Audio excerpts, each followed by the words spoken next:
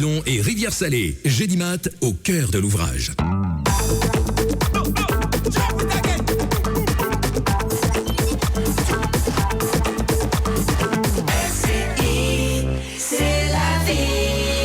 RCI, lundi politique. Cédric Catan. Bonsoir et bienvenue dans ce nouvel épisode du lundi politique. Ce soir, nous allons au Marin. Nous recevons de ceux qui incarnent peut-être le plus la persévérance en politique. En effet, après avoir échoué à 3 reprises, 2001, 2008, 2014 lors des municipales, notre invité a réussi son pari en 2020. Il faut dire que le contexte n'était plus le même. Le maire en place depuis plus de 37 ans, Rodolphe Désiré, avait tiré sa révérence politique. Ses ennuis avec la justice ont semé le trouble sur sa fin de carrière. La majorité autour de lui s'est écharpée et a éclaté dans des luttes de succession. Résultat, un premier tour avec 5 candidats qui étaient en liste, dont 4 qui ont fait un bout de chemin avec le maire historique de la ville, celui qui a tourné sa commune vers la mer, comme on dit. Notre invité va profiter d'ailleurs de ces divisions et va même faire une alliance d'entre-deux tours pour asseoir sa victoire pour 239 voix. Malgré une candidature malheureuse quelques semaines plus tard à l'élection pour la présidence de la communauté de l'Espace Sud, cela ne va pas entacher l'euphorie de la victoire de notre invité. Aujourd'hui, celui qui était l'un des leaders du G20 ou encore de Martinique Perspective ne compte pas s'arrêter là. Certains disent qu'il est d'ailleurs même très convoité pour le prochain scrutin de la CTM. Va-t-il répondre aux sirènes de Plateau-Roi ou encore va-t-il conforter sa nouvelle place forte marinoise? Il nous en parlera ce soir. Notre invité ce soir est José Mirande, le maire du Marin. Bonsoir José Mirande. Bonsoir aux auditrices, auditeurs de RCI et bonsoir chers Marinois. Et je vous rappelle que cette émission, vous pouvez la suivre sur notre page Facebook RCI Martinique. José Mirande, déjà un mot d'abord d'actualité, une réaction du maire du Marin. On sait que l'après-match entre l'Olympique du Marin et le club colonial a été marqué par une violente agression d'un joueur foyalais, Grégory Charles, qui a été violemment pris à partie parce qu'il célébrait la victoire de son club. Une réaction sur ce fait de jeu, ce fait divers en marge du sport? Je condamne avec force cette violence gratuite et je dis prompt rétablissement ce jour du club colonial. Je sais que l'adjoint délégué au sport a eu le président du club colonial. Je sais que le président olympique a vu le président du club colonial, mais je ne veux pas qu'on mette ce truc-là sur le dos de la jeunesse marinoise. Il y a eu des incontrôlés. 2 ou 3 incontrôlés qui ont fait un acte grave, je pense très grave, mais je ne crois pas que c'est la façon de vivre de la jeunesse marinoise, qui est une jeunesse très mobilisée, très dynamique, qui a envie de faire beaucoup de choses, parce que nous avons plus de 50 associations dans la ville du Marin, donc ça montre le dynamisme de cette jeunesse-là. Je ne veux pas que deux incontrôlés ternissent l'image de la jeunesse marinoise. Vous allez quand même prendre à bras-le-corps cette question. Vous allez rencontrer... Tout à fait, je prends à bras-le-corps cette question, puisque je vais prendre des mesures. Donc j'ai convoqué les 2 clubs, bien sûr, par concertation, mais il faut plus que jamais ça arrive sur le stade de Roger Bonao du Marin. Qu'est-ce que vous allez faire? Est-ce que vous avez déjà une petite idée? Oui, j'ai une petite idée. Déjà, je vais demander quand même au club d'assurer une sécurité au niveau de ça. J'ai pu assister à des matchs aussi, je ne dis pas que c'est ça qui s'est passé dimanche. J'ai vu passer des bouteilles d'alcool. Je vais interdire la consommation et la vente d'alcool, quel qu'il soit, y compris de la bière. Dans l'enceinte du stade? Dans l'enceinte du stade. Consommation et vente de l'alcool, quel que soit l'alcool, même si c'est de la bière. Ça, c'est déjà une première mesure. Et bien sûr, je ne comprends pas qu'on vienne au match pour avoir ces genres d'attitudes, ce genre de comportement de violence gratuite. Comment on peut empêcher à quelqu'un de fêter sa victoire? Mais c'est triste ça pour nous.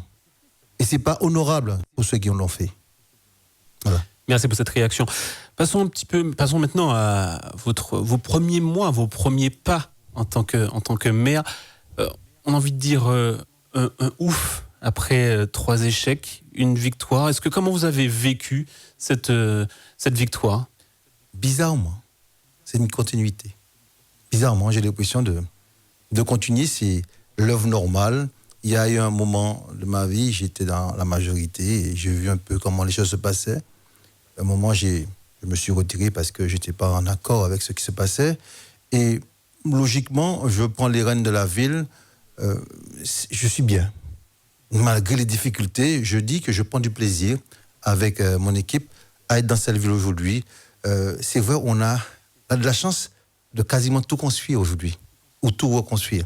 C'est vrai que il y a un certain nombre de choses qui ont été faites, notamment le port, le carénage, mais la ville intramuros, il y a tellement de choses à faire que d'ailleurs, pendant la campagne, je disais qu'il nous fallait 10 à 15 ans pour pouvoir équiper le marin.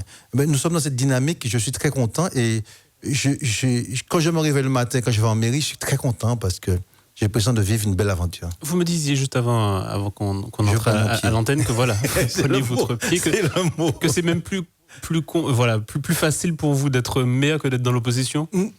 Oui, beaucoup plus facile.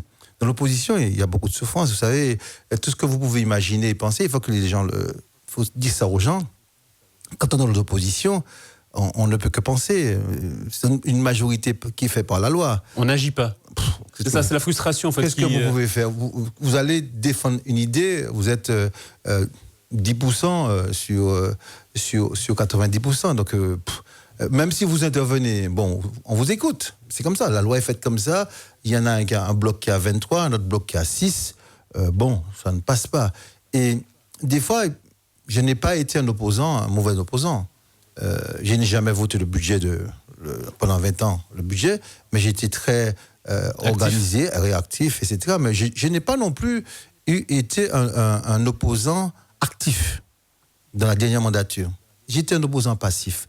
Parce que je ne comprenais pas de ce que je découvre aujourd'hui, ou que je ne découvre pas, que je peux dire avec vérité, puisque je suis maire aujourd'hui. Ce que je dis, je ne suis pas en campagne. Oui, vous allez nous dire ce que... Donc, ce que je dis aujourd'hui, je ne comprends pas comment je disais ça aux Marinois depuis 20 ans. Ils ne comprenaient pas. Qu'est-ce que vous avez trouvé ? Parce que, bon, voilà, des bruits courts, que vous avez trouvé une situation catastrophique. Est-ce que c'est le cas ? Je n'ai pas trouvé une situation que je ne savais pas. Le Marin, depuis très longtemps, j'étais élu adjoint au maire en 1995. On avait déjà une situation, on était sur la commission de la hache, on était sous contrôle de la Chambre régionale des comptes, et c'est le préfet qui faisait exécuter le budget de la ville. Je connais ça depuis très longtemps. Cette situation a perduré dans le temps, et aujourd'hui, le Marin a toujours connu des situations financières difficiles. Ce que je disais, que la presse a montré en flèche, bon, j'ai dit sur toutes vos antennes que je prenais la situation de la ville en l'état. Je l'ai répété plusieurs fois. C'est vrai. Mais je n'ai jamais dit que je le prenais en bon état. Je n'ai jamais dit que je n'en avais pas communiqué sur la situation de la ville. On ne peut pas m'empêcher de communiquer sur des constats. Alors je vois que le maire a répondu, lettre ouverte, etc. Mais il faut assumer ces faiblesses. Je n'aurai peut-être demain aussi. Je vais les assumer. Assumer des faiblesses parce que c'est important pour nous. Je n'ai pas attaqué l'équipe qui passait. Durant toute la campagne, vous n'avez dit aucun mot, plus haut que l'autre concernant quasiment l'ancien maire. Pratiquement. Aujourd'hui, qu'est-ce que vous comptez, qu'est-ce que vous regardez, qu'est-ce que vous observez ? Je regarde devant, je regarde l'avenir, et c'est la seule chose qui m'intéresse. Et je regarde la réconciliation des Marinois, l'unité des Marinois, le faire ensemble, le partage avec ce que je fais avec cette population. Voilà mon intérêt. Aujourd'hui, je dis ce que je vois. Qu'est-ce que vous voyez ? Dites-nous ce soir. Par exemple, vous voyez, ça a fait débat. L'histoire d'assurance, ça fait débat sur les médias. Sur les voitures. Je n'ai pas dit grand-chose. Mais quand j'appelle l'assureur de la ville, le réflexe de chef d'entreprise, je dis, bon, on va regarder comment notre ville est assurée. Et quand j'appelle les assurances, donc déjà, on me présente un dossier de sinistre qui est marqué dessus. Et on peut le publier. On peut pas... Est-ce que votre dossier, parce que votre assurance est résiliée? Mais je dis, mais c'est pas possible, c'est pas ce que je lis là. C'était concernant la responsabilité civile. Alors j'appelle l'assurance moi-même. Non, votre assurance est résiliée depuis le 26 mars, monsieur. Résiliée. Le mot est important. Je comprends qu'on me dise qu'on n'a pas su, je comprends qu'on me dise que c'est pas remonté, mais c'est la réalité. C'est pas à l'honneur de ma ville de ne pas être assuré. Aujourd'hui, c'est la nôtre, c'est nous qui la gérons. Et quand j'appelle pour les véhicules, on sommes au mois de début août, on me dit que non, depuis le 30 juin, l'assurance des véhicules, il n'y en a pas. Et les véhicules roulaient. Est-ce que vous avez trouvé d'autres choses dans les placards Dans les placards, non. Que vous pouvez dire justement à la population qui vous écoute ce soir? Je vous dis une chose qui m'a choqué. Sur la situation financière, par exemple. Tout à fait, on va y venir. Je vais toujours dire quelque chose qui m'a choqué. Nous avons, je sais comme moi-même, comme ceux qui dirigeaient la ville, nous sommes sous contrôle de la Chambre régionale des comptes qui demandait de tenir une trajectoire. Tout à fait. Et des préconisations. Et des préconisations. même une trajectoire, c'est encore plus important qu'une des préconisations. Et je suppose qu'on a essayé de le tenir, puisque la Chambre régionale des comptes donnait des avis plutôt satisfaisants. Et quand on arrive, je vois le service financier qui m'annonce une augmentation de 800 000 euros de la masse salariale dans les 6 premiers mois, parce qu'il y avait une élection. J'ai tout ça, c'est les gars. Qu'est-ce qui s'est passé? Ouais, il faut gagner les élections. Hein. Il faut gagner les élections. Je trouve ça pas fair play pour une équipe qui va prendre une ville avec une situation de trésorerie de moins 6,5 millions. Ce que vous voulez dire, c'est qu'on a embauché à foison. On n'a pas embauché, on a augmenté, on a fait enfin bref, on a donné de la vie. Je pense que le personnel est bien content d'avoir cet avis-là. Mais aujourd'hui, nous sommes dans une ville qui souffre beaucoup. Qu'est-ce que vous allez faire aujourd'hui? Est-ce que vous allez maintenir ces niveaux? Mais qu'est-ce que je voulais que je fasse? Et c'est un acquis pour le personnel. S'il y a un avancement, s'il y a une augmentation, c'est un acquis. Il faut respecter ça. Nous avons une obligation de continuité, qu'on le veuille ou non. Vous savez, des fois, on a l'impression qu'on vient, on va écraser tout le monde. Oui, mais des fois, on entend aussi qu'il y a des primes qui sont indues, qui sont versées. Les primes qui sont indues, s'ils sont indues, on est en train d'auditer en ce moment. On verra tous ces éléments-là. Ce qui n'est pas dû ne va pas perdurer. Mais ça sera quand, la fin de cette audit? Je pense que j'aurai une réponse définitive la semaine prochaine. Mais il faut dire une chose qui est importante pour moi. Aujourd'hui, on va auditer, on va faire un certain nombre de choses. Ce qui est important aujourd'hui, c'est qu'il y a un personnel qui est dévoué. Il y a un personnel qui est prêt à travailler, à nous accompagner dans notre projet. On nous avait dit que nous allons faire une co-construction avec ce personnel-là. Donc aujourd'hui, nous sommes dans cet état d'esprit. Bon, tant mieux, ceux qui ont eu des il se dit qu'il est un petit peu désorganisé, qu'il n'y avait pas... Pas un petit peu désorganisé. Je n'ai pas peur de dire les mots. Je ne comprends pas, sortant d'une structure d'entreprise pendant plus de 30 ans, il n'y a pas d'organigramme. On ne sait pas qui est qui, le chef de qui fait quoi, qui est responsable, quelle direction, quel service. C'est un petit peu... Je vous dis par exemple, pendant les vacances, c'est la première fois que je gérais les congés. Je voyais un brouillard de congés. Je ne sais pas quel service qui est en congé. Je ne sais pas s'il y avait une continuité du service public, etc. Vous savez, tout ça, j'ai pris tout ça à bas le corps. Bon, c'était ses faiblesses. Il avait sûrement des forces. J'ai pris les faiblesses. Et je mets à profit du groupe qui a pris la mairie en place, donner une administration, ça faisait partie de notre projet politique, donner une administration à la ville du Marin. Ça prendra combien de temps? Mais on est en train de finir parce que je pense, on a une réunion jeudi pour présenter au chef de service cette nouvelle organisation. Ça va passer en comité technique et ça va passer de manière définitive au niveau du personnel. C'était une organisation que je ne voulais pas faire simplement en disant voilà, c'est comme ça. On partage. Des fois, c'est notre mandature. Nous avons besoin d'organiser les services municipaux pour pouvoir mettre en œuvre notre projet. Donc ça veut dire qu'il faut que le personnel s'adapte. Il est 18h45 dans ce lundi politique. Nous recevons José Mirande, le maire du Marin. Vous avez parlé d'une situation difficile, une situation financière compliquée. Quelles sont déjà les premières mesures que vous allez prendre, que vous avez déjà prises et celles que vous allez prendre dans les prochaines semaines? Alors, vous avez 6,5 millions. Voilà l'équation. Et en face de ça, vous avez 0,0 centime pour payer tout ça. Bon, quelque part... Certains vous diront, pas de déficit sans investissement. Quelque part, pas de déficit sans investissement. Alors, j'ai pas compris. C'est parce qu'il y a des investissements qu'il y a un déficit. Enfin, j'entends. Ah, c'est ça. C'est bien ça. Mais, chers compatriotes marinois, où sont les investissements? Voilà ma question. Voilà ma question. Et je vais clore le chapitre là. Les solutions. Voilà. Mais on va passer aux solutions plutôt. C'est peut-être plus intéressant de parler des solutions. Donc, on a 6,5 millions. On a des entreprises qu'on doit plus de millions. Et donc, il fallait mettre en place des échéanciers. Et on va recevoir des ventes de terrain. Il faut trouver des solutions, obligatoirement, je l'ai dit pendant toute la campagne, d'avoir des recettes complémentaires. Parce qu'aujourd'hui, la dotation de l'État, l'octroi de mer et les impôts, ça va payer nos annuités de banque et le salaire. Pas plus que ça. On va rester 100 000 euros chaque mois là-dessus, si vous voulez. Donc, c'est avec ça, ces 100 000 euros-là, les frais généraux, les charges à caractère générale, c'est ça qui nous permet de payer ça. Donc il y a très peu, le téléphone, donc ça veut dire aujourd'hui, nous sommes très tendus. Est-ce que justement chercher des économies justement à faire des économies. Vous savez, déjà là, j'ai fait des économies sur les assurances, simplement en donnant les bons véhicules à assurer. On paye 40 000 € parce qu'on avait une feuille qui avait 10, alors qu'il n'y a que 5. C'est pour prendre un exemple. Ou visiter le téléphone. Il y a des contrats de téléphone que j'ai trouvés qui ne servaient à rien, quoi. Simplement, il fallait l'éliminer et ça ne change rien dans l'organisation. C'est des petites choses, mais une somme de petites choses fera des grandes choses à la fin. Aujourd'hui, on a aussi une dépréciation des gens qui partent en retraite qu'on va remplacer petitement. Ou pas, pour nous permettre de respirer un peu. Et nous avons fait une étude sérieuse avec l'AFD qui nous permet de dire qu'à terme, on va pouvoir faire des économies sur la masse salariale.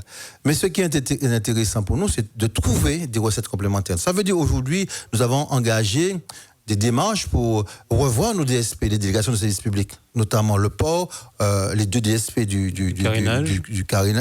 port et la DSP du carénage, la délégation du c'est déjà en cours, justement, c'est parti. On va... Non, de manière très pacifique, de manière très organisée, avec les délégataires, une discussion vraiment... Mais vous serez ferme. Très ferme. Aujourd'hui, la ville du Marin... C'est quoi l'objectif justement de gains sur ces DSP, par exemple, par rapport aux anciens contrats? J'espère que ce sera des gains énormes pour la ville. Et c'est pour ça, à la recherche de recettes complémentaires, notre projet, le Marin entre terre et mer, il faut que la mer finance la terre. Donc, il faut trouver des financements pour financer nos projets. Alors, pour finir, c'est la partie de la trésorerie. Donc, nous avons mis un plan de trésorerie en place. Jusqu'à la fin de l'année, avec les moratoires, avec les délais de paiement que nous avons trouvés, nous avons commencé avec ce que nous recevons, à commencer à payer quelques fournisseurs, à réouvrir les comptes, etc. Ça commence à s'organiser. Les gens où on doit de l'argent sont d'accord qu'on fasse des étalements de paiement jusqu'à 2-3 ans. C'est quand même intéressant pour la ville. Et en même temps, nous avons des recettes que nous devons attendre. Nous avons notamment une promesse de vente de terrain sur 4,2 millions. Je pense que c'est une affaire qui ne va pas se faire, honnêtement. Je ne vais pas mentir. Et cette recette... Pourquoi? Qu'est-ce qui la bloque? Mais il faudra que ces promesses de vente soient sincères, quoi. Simplement. On va dire les choses tout simplement. Il faudrait qu'elles soient sincères. Aujourd'hui, la personne qui avait signé cette promesse de vente devait déjà déposer un plan d'aménagement. Bon, écoute, pour la fin novembre. Je ne pense pas qu'on fasse un plan d'aménagement en 2 mois. Il faudra la rappeler pour qu'elle revienne en mairie. Il faudra l'inviter. Vous pensez bien que de mon arrivée, c'est ce que j'ai fait. Vous comprenez? Vous parlez de terrain. Il y a le fameux terrain du lycée de Montgérald qui aurait été cédé pour 1 euro symbolique à la CTM. Qu'est-ce qui s'est passé? Comment vous avez... Vous savez, les gens qui vous disent que le terrain de Montgérald a été cédé pour 1 euro, j'ai entendu ça en conseil municipal. C'est ce que le conseiller général proposait aussi à la ville du Marin. Ce qu'on ne dit pas en face. Vous savez, cette affaire-là date de 30 ans. C'est pas d'aujourd'hui. Hein. Le terrain, en 1970, Pierre Mesmer venait poser la première pierre du collège. Raymond Néris, ce terrain-là n'est toujours pas vendu. 1970, ça fait 30 plus 20, ça fait 50 ans, donc c'est pas d'aujourd'hui. Vous pensez qu'aujourd'hui, on va se battre avec le conseil général, le conseil régional pour des terrains qu'on n'a pas régularisés il y a 30-50 ans? Non, il ne faut pas me faire ce procès-là. Je pose la question. Non, c'est pas vous. Ceux qui vous l'ont dit, je pèse mes mots. Ceux qui vous l'ont dit, il ne faut pas me faire ce procès-là. C'est très petit. Là, j'ai pu faire quelque chose. Parce qu'en contrepartie, c'est une discussion avec la CTM. La CTM, c'est une belle discussion. En contrepartie, le domaine portuaire de la CTM, qui comprend le plan d'eau plus la terre, ça reviendra à la ville du Marin, ça représente plus de 2 hectares. En contrepartie, la CTM nous cède un bâtiment administratif qui est au centre du bourg, c'est l'ancien crédit agricole, pour l'euro symbolique. Le transfert... Vous voulez nous dire que c'est un échange de bons procédés, voilà, vous n'avez pas perdu d'argent sur cette opération. Rien en disant que le président de la CTM a écrit, monsieur, vous me demandez 1 million, tout ce que je peux vous donner, c'est 1 euro, c'est ce que j'ai trouvé. Dans le courrier de la ville, c'est ce que j'ai trouvé. Je vous donne qu'un euro. Au contraire, nous avons été intelligents. Nous avons dit, allons faire quelque chose ensemble. Eh bien, la CTM me dit, en dehors de ça, nous allons organiser l'organisation du parking des bus près du lycée. Nous allons prendre tout ça en charge en contrepartie pour vous soulager pour le trafic routier. Et en plus, nous allons vous accompagner sur certains dossiers. Avec ça, c'est gagnant-gagnant. C'est la seule chose qui intéresse la ville. C'est faire des paris gagnant-gagnant. Et là, on gagne largement que simplement à rester sur une position que depuis 50 ans, D'ailleurs, j'ai vu traîner ces dossiers-là. C'est pas l'euro qui compte, c'est qu'est-ce que la ville du Marin a gagné face à ça. Est-ce que justement, vous parlez de ce nœud, on va dire, de circulation, est-ce qu'il y a des solutions qui seront trouvées parce que ça devient pénible pour tous les Marinois, pour les Saint-Anais qui traversent la ville? Tout à fait. Nous avons préconisé pendant la campagne de réaliser une école primaire à l'entrée de la ville. Alors, une école primaire à l'entrée de la ville.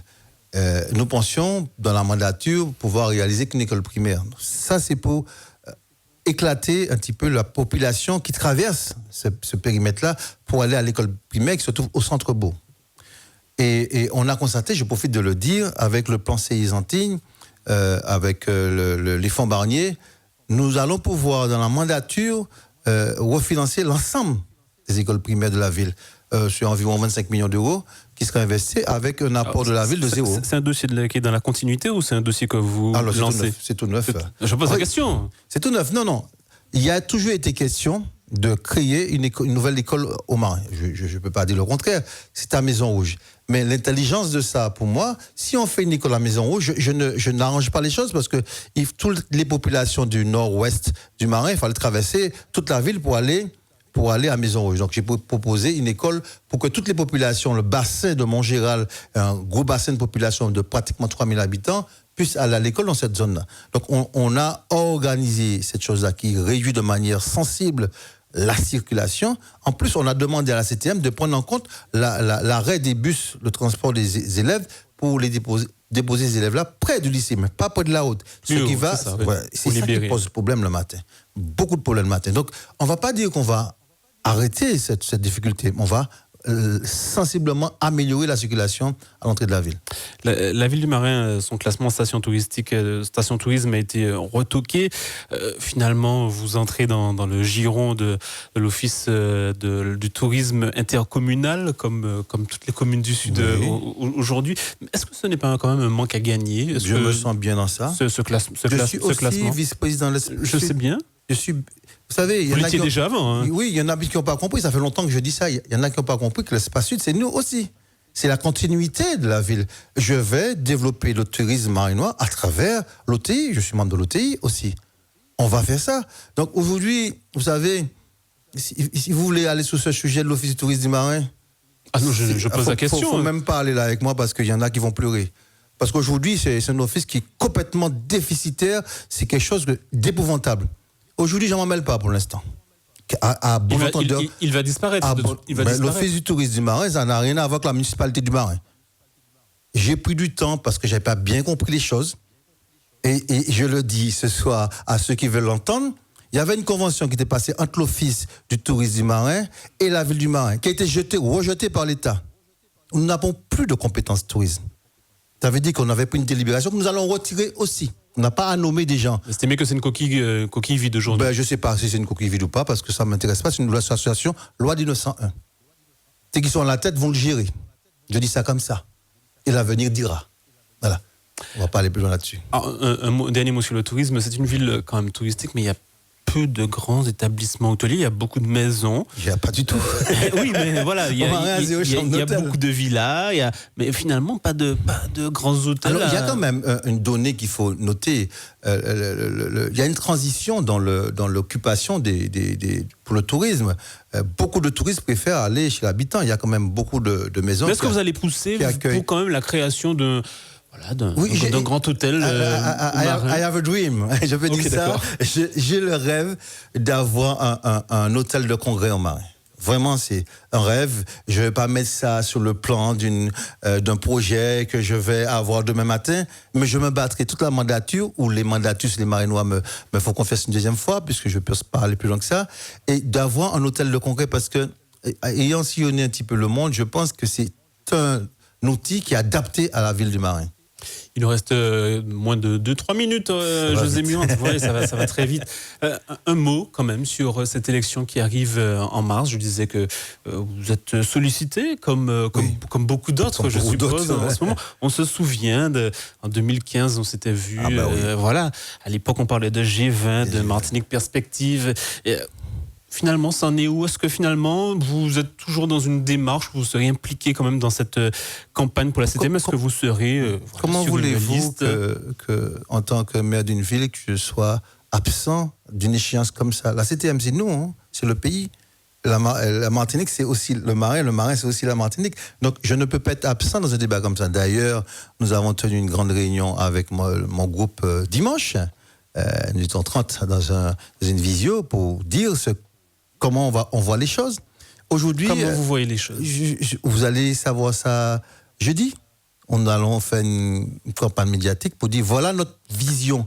Parce qu'aujourd'hui, j'entends plus, vous l'avez dit, avec qui tu vas, qui t'a contacté. Aujourd'hui, je ne suis pas tellement intéressé avec qui tu vas.